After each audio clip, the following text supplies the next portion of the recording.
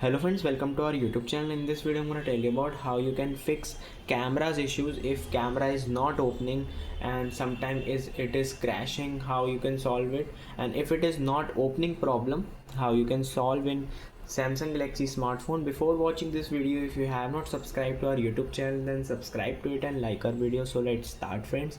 First you have to simply open your camera, then you have to simply long press your camera just like that. Click on I button.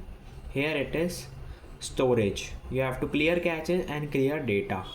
Then you have to give all the permissions like camera, microphone, music and audio, notification, photos and videos, and it will fix the problem.